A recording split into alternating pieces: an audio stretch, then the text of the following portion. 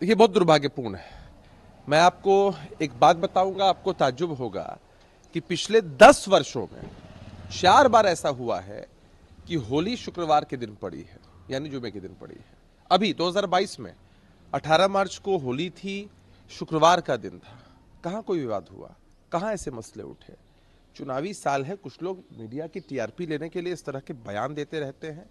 याद रखना है कि हमारा देश भारत सेक्युलर और डेमोक्रेटिक देश है, जहां सभी जाति धर्म के लोगों को अपना काम करने की छूट है, प्रशासन की जवाबदेही है।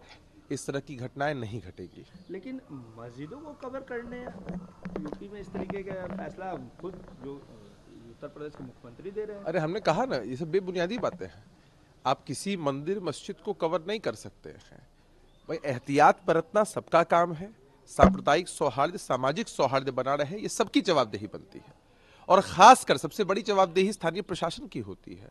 तो उसको चुनौती के रूप में लेना चाहिए, और हमें लगता है कि इस तरह के बयानों से सबको बचना चाहिए। ऐसे निर्णय से अल्पसंख्यक समाज में एक गलत भाव भी तो जा सकता देखिए, है। आप बिहार की बात कीजिए, बिहार में सब कुछ सामान्य है। सामाजिक और सांप्रदायिक सौहार्द बनाए रखना सरकार की जवाबदेही है, उसको हम बखूबी पूरा कर रहे हैं।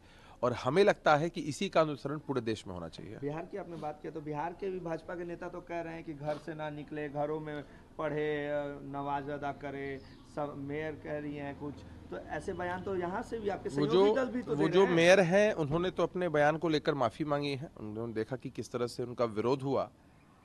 अब जिन विधायक की आप बात कर रहे हैं, वो पार्टी के अध्यक्ष नहीं है, पार्टी के प्रवक्ता नहीं है, पार्टी की आधिकारिक लाइन नहीं देते, पहली बात। और दूसरा कि जो बयान उन्होंने दिया है बकवास है, बेबुनियाद बयान है। इन बयानों का कोई औचित्य नहीं है। भाई, संवैधानिक पद पर बैठे किसी भी व्यक्ति को इन बातों का ख्याल रखना ही चाहिए। अरे भाई, आप किसको रोक सकते हैं? देश के संविधान ने सबको अधिकार दिया है। किसी के फंडामेंटल राइट में आप इंक्रोचमेंट करेंगे, ये कोई बर्दाश्त करेगा? संवैधानिक पद की आपने जिक्र किया तो मुख्यमंत्री नीतीश कुमार को लेके बिहार की पूर्व मुख्यमंत्री राबड़ी देवी ने बड़ा आरोप लगाया। कह रही थी कि भांग पी के आते हैं और हमेशा मुझे अपमान करते हैं। ये दूसरी बार हो गई है। अच्छा, राबड़ी देवी जी से आप क्या उम्मीद करेंगे कि वो कोई सभ्य भाषा का इस्तेमाल करेंगी? उनके पूरे परिवार से आप क्या उम्मीद करेंगे कि बड़ी शालीनता से कोई बात बोलेंगे? सुन लीजिए, पढ़ने लिखने का भी कुछ प्रभाव पड़ता है।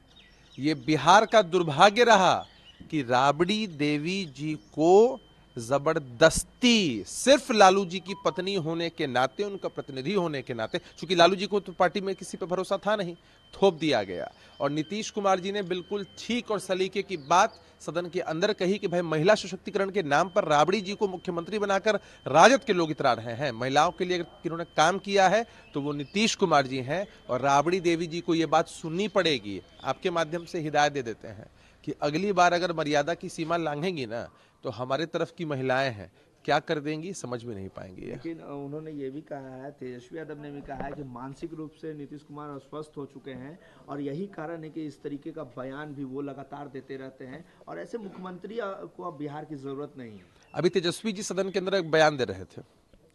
उन्होंने किन्हीं भाजपा नेता की तरफ इशारा करते हुए कहा कि 2090 में जब हमारे साथ थे तब मलाई खा रहे थे, और अभी अभी कौन सा साल चल रहा है?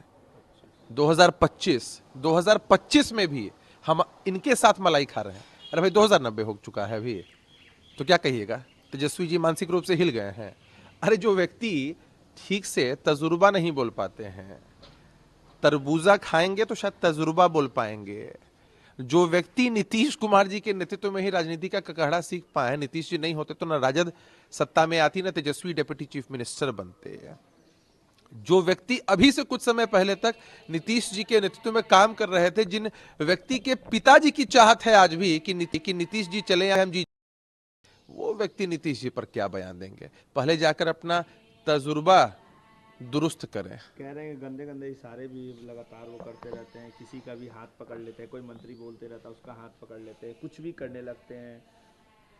तो उससे इनको क्या समस्या है?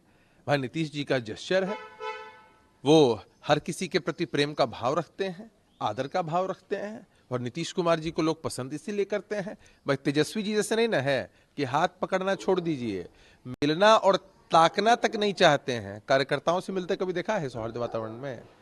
बाहर बैरिकेटिंग लगी रहती है, दूर दूर से मिल लेते हैं। तो ये तेजस्वी जी का सलीका है और ये नीतीश कुमार जी का सलीका है। बाबा बागेश्वर लगातार कह रहे हैं हिंदू राष्ट्र होना चाहिए, बिहार से इसका बिगुल फूकना चाहिए हिंदू राष्ट्र का। बकवासपूर्ण बात है ये। मसला ये है कि कोई भी धर्म गुरु आए, कोई भी प्रचारक आए, धार्मिक काम करें, धर्म का प्रचार प्रसार करेंगे, कोई रोक टोक नहीं है, अच्छी बात है। लेकिन संविधान की मूल प्रस्तावना क्या कहती है कि हमारा देश भारत एक धर्मनिरपेक्ष राष्ट्र है, जहां सभी जाति धर्म के लोगों को समान अधिकार प्राप्त है, सब लोग अपना काम कर सकते हैं, और बिहार में हम इसका अनुपालन करते हैं। ऐसी परिस्थिति में अभिव्यक्ति की आजादी के नाम पर कुछ लोग कह देते हैं कि भारत को हिंदू राष्ट्र बना दीजिए, कुछ लोग कहते हैं कि इस्लामिक स्टेट बना दीजिए। देखिए, अभिव्यक्ति की आजादी पर आप कोई पाबंदी नहीं लगा सकते हैं, ये एक व्यवहारिक मजबूरी है। लेकिन इसके नाम पर अगर संविधान की मूल प्रस्तावना से छेड़छाड़ की बात हो तो ये स्वीकार्य नहीं है।